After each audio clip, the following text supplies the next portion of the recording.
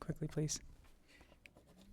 Thank you, Mr. Chair, and thank you for your testimony. And Rep. Brebec, I know you've put a lot of work into this.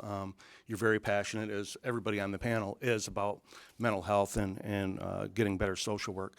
Two things. One is you've used the comparison to other states and putting us in line with other states. How does Michigan match up in success with these other states? And by success, let me qualify that. And by meaning a difference between, are we looking at success being gauged on how many new social workers we're bringing into the field, or the quality of the care? I think quality care is ultimately what everybody wants to care about at the end of the day. So how are we stacking up to those other states that we're basing this legislation to fall in line with?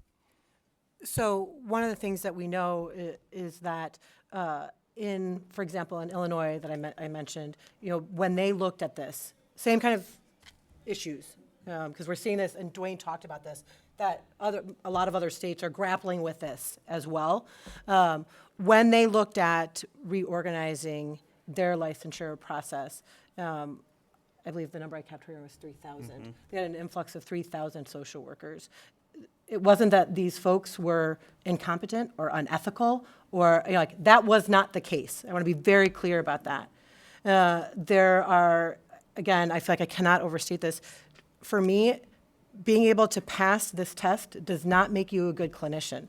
There are so many good clinicians who struggle with this exam. So this is not an issue of if you pass the current exam, then somehow you provide the best service. That's not what's happening. I've talked with so many social workers who work in our communities doing vital, important work each and every day, who struggle to pass the exam. And that it is a loss to me, to our communities, to the profession, when they aren't able to continue to practice.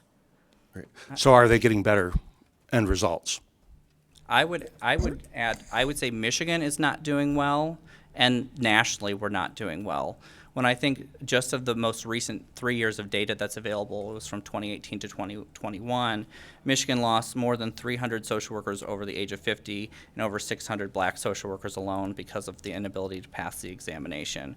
Are our communities safer because there's just 1,000 less social workers that are able to assist at our schools? Are our community mental health who are struggling for workforce folks better off because there are less people that are even in the pool? We still want to maintain there's public protection, and that's where we have a board of social work, we have disciplinary review, and the more folks that are in our licensing process, the more folks who ultimately can be held publicly accountable if they do something wrong. When they're unlicensed, that creates a whole nother ball of wax when you have to either go through the legal process or there's no recourse for folks who then might be practicing in unethical or unlicensed manners. Great. I'm sorry, we have to move on, Representative.